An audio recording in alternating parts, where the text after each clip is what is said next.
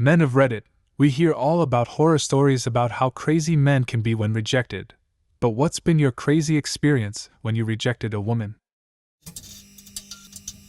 She tried to come over to my house and scream at me from the outside.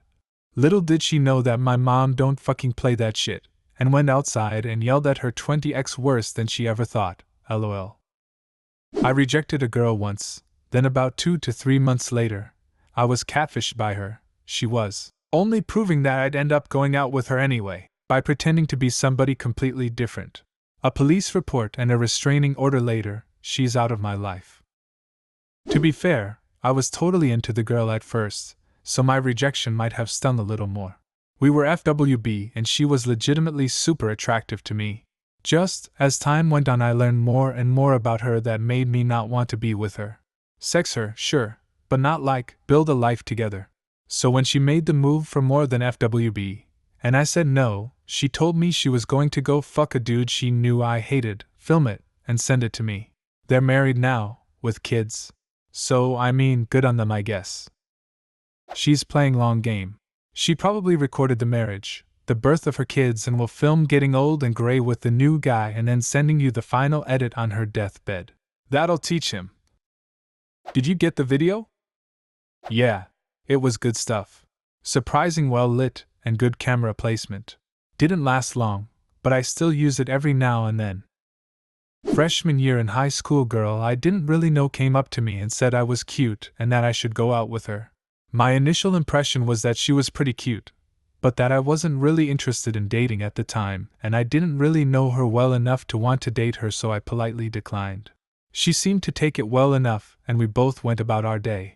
Next morning I walk up to my locker where her 3 older brothers, sophomore, junior, and senior, were all standing around my locker giving me a death glare. Not knowing who these guys were, I asked if I could get to my locker, and they surrounded me. They proceeded to ask me things like if I thought I was too good for their baby sister, and what my problem was. I guess they were sent by her to intimidate me into dating her or something, because they said I would be given a second chance to make the right decision. I politely declined again, though this time definitely afraid of an ass beating, but they just called me a pussy and went about their day. Such a bizarre day. Does after a breakup count? If so, I was graduating from my master's, had a low self-esteem, and my ex was really hinting that she wanted to get married. I didn't, was super clear on that. She broke it off right before I went to visit my parents for about a week. I was a bit bummed out on the way home, and a couple of days after, then she called and said she wanted to talk when I got back. By then, I had the feeling she would want to get back together if we got engaged or married. And that's exactly what happened. When I got back, she acted like everything is fine and talking about us getting serious. After that we went, sat down and told her it was over. I was pissed, she was suicidal. She even ran to the kitchen and got a knife and threatened to slit her wrists. I pulled the knife away after getting cut myself and locked her in my bathroom where nothing sharp was there, and called a friend of mine to give us a ride so I can leave her at her house. At that point I didn't want to leave her at a cab and act crazy and missing or something. That's not the end of it, it had just begun. Next morning I woke up to 30 texts and 5 missed calls. I decided to ignore them. It escalated to 40 a day and 20 missed calls for about a week. Then notes in my car. Then a friend of hers started coming to my house to talk to me and say what went wrong and apologizing for her. I told her I would not get back together with her. When that didn't happen, she sent 2 friends of hers to beat me up. Luckily my friends were in my apartment, and they backed off. Next morning I had 2 slashed tires in my car. Almost missed a job interview. She would stalk me by staying at a cafe across the street from my place for hours, monitoring who came in and who came out and what time. The final straw was when, after about 3 months passed, I had started dating a girl and we went to my apartment to DVD and chill. I got a call about an hour in. It was a friend of mine saying that he got a call from my ex saying that the girl with the brown hair and red blouse, exactly the description, was too ugly for me and she wanted to mess her up. I ended up making her a nice dinner and had a bottle of wine so I could make time for her to eventually leave her post at the cafe. I ended up changing my car, apartment, cell phone, emails, and after that I haven't heard from her since. I don't want to blame you, but did you think of calling the police after she threatened to kill herself? Or of getting a restraining order? If you did, why didn't you? I know, I might add I'm Mexican and this was in Mexico. There are restraining orders, but it's a hassle to get them. I dated a girl for a couple weeks, and on our third date, we chilled at my place and talked. She told me that she thought men who watched pornography were disgusting, and if they were in a relationship, it was cheating. 10 minutes later, she out of nowhere asked to use my computer. I knew the last thing I had opened was not going to impress her, so I said maybe some other time. She got way too angry at this and said her intention was to write me an email about how much she liked me. Bullshit. When I said I thought it would be best to call it a night and drove her home, she went quiet until about halfway there, when she says, "My dad's best friend is a cop. I can say what I want." I got the gist but figured it was an attempt to make me reconsider. I dropped her off and she started crying very loudly, fell down in her parents' driveway and crawled to the front door. Sure enough, next day I was arrested for sexual assault, and it took a week for her to admit she made it up, but the charges weren't dropped for 7 months. Went on one very low-key date that she asked me on, and let her know as gently as possible that I wasn't feeling it. This chick just pulled all sorts of shit. Showing up at random places where I was, pretending it was a coincidence. Calls from different numbers. Making fake social media accounts to not only try to contact me, but also befriend my friends. Suicide-cutting threats. Made up friends and relatives dying. Posting photos of me, unaware she was nearby. Made up boyfriends to try to elicit jealousy. Even a fake pregnancy scare from one of said fake boyfriends. Really didn't understand how she thought that one was going to sway my opinion. This sort of shit went on for a while until I moved away for unrelated reasons. This was many years ago now, and I can't even remember her name. I hope she has forgotten mine as well. Another woman pulled the "I'm pregnant" card on me after a breakup. Positive test in hand and everything. Drove her to a clinic for a professional test. She wasn't, of course, but what a shitty fucking tactic. She slashed my tires when I was at work. My buddies tried telling me to stay away from her cause she was nutso. I decided to form my own opinion. Fact, she was nutso.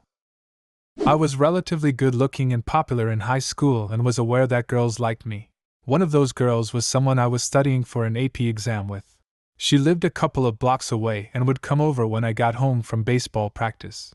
One night we were quizzing each other, and she said something to the extent of, "If you get all of them right, I'll let you kiss me." I did not get them all right, but she told me I could kiss her anyway. I just kind of chuckled, told her, "Nope, I had to get them all right," and went back to studying. Later that night she sent me an email about how she views me as more than a friend and wants to know if I felt the same way. She was a cool girl and I liked hanging out with her, but I didn't want to date her, so I told her how I valued our friendship, etc. I get that it was a cliché response, but, rather than accepting it gracefully, she told our AP US history teacher I was harassing her. Our AP US history teacher was also my baseball coach. Now, if you watch American teen movies but didn't play sports, you probably think my teacher coach told her he would speak to me about it, then we had a good laugh in the locker room. If you played sports, you're probably aware that I was benched from a game and spent the next couple of practices running laps around the perimeter of the field. I guess that's not really a horror story, per se, but it was still a shitty thing to do because a guy turned you down. As she is boxing up some stuff, she nonchalantly tells me, "Oh, by the way, my brother says he wants to smash your head in and watch your brains leak out." There had been a lot of yelling between me and her, but never any physical violence. It scared me as to what she might have told him to warrant such statement from him. Kind of related, but a friend of mine stalked a boy in our high school class for over 2 years and would always tell people, faculty included, how she wanted to marry him, have his kids, keep him in her basement, etc. It was mostly joking, but her crush on him was real. Anyway, one of the teachers ratted her out, and she got hit with the threat of a restraining order by the APs if he wanted to press charges. She was mortified, but luckily he didn't want to pursue anything with the law. After that she cooled down the stalking. A year went by and she said she was over him, but then decided to solicit him for anal sex via Instagram DMs, and then told everyone about how she did so. She was reported by a faculty member yet again. So, little bit of backstory. I was in high school and found out this girl was cheating on me, so I broke up with her. She wanted to get back together, but I wasn't gonna fall into that again. She would text me like once a month trying to start conversation to get back together. I kept it to small talk for about 5 minutes each time before killing the conversation. Every time I rejected her, she would get absolutely pissed.